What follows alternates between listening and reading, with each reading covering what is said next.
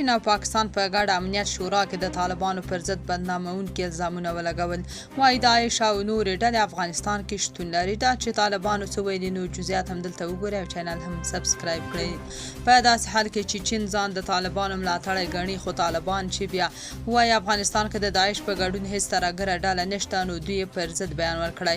تازه خبر دا دی چې د افغانستان په اړه د امنیت شورا په غونډه کې د چین استازي وویل چې داعش او نورې وسلوالې ډلې په افغانستان کې فعال دي او باید د همدې ترهګرو ډلو پر وړاندې د طالبانو ملاتړ وشي. دغه استازي وویل چې دا مهال په افغانستان کې داعش، القاعده او د ترکستان اسلامي غورځنګ ډلې فعالیت لري. د افغانستان په تړاو د ملګرو ملتونو د امنیت شورا په غونډه کې د چین استازي زیاته کړه چې په افغانستان کې د ترهګرو ډلو شتون افغانستان، سیمې او نړۍ ته ګواښ دی.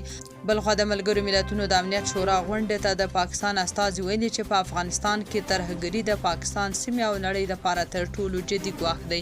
منیر اکرم وویل پاکستان کره شواهد لري چې په پاکستان کې دننه ځینې بریدونه د طالبانو د رژیم د غړو لخوا شوي دي. په ملګرو ملتونو کې د پاکستان استازي د چهارشنبې په ورځ د امنیت شورا په غونډه کې ویل چې طالبان د داعش پر وړاندې په جګړه کې پاتې راغلي، په داسې حال کې چې القاعده او پاکستاني طالبانو ته یې پناه ورکړې او ساتنه یې کړې ده.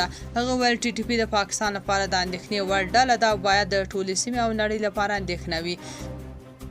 هغه زیاته کړې چې دا ډله د شاوخوا 6,000 جنګیالیو په درلودلو سره په افغانستان کې تر ټولو لویه ترهګره ډله ده. منیر اکرم دا هم وویل چې طالبانو د پاکستان پولې ته څیرمه د ټي ټي پي غړو ته پټنځایونه ورکړي او دا ډله نږدې هره ورځ له دغو سیمو څخه په پاکستان کې پر اهدافو بریدونه کوي.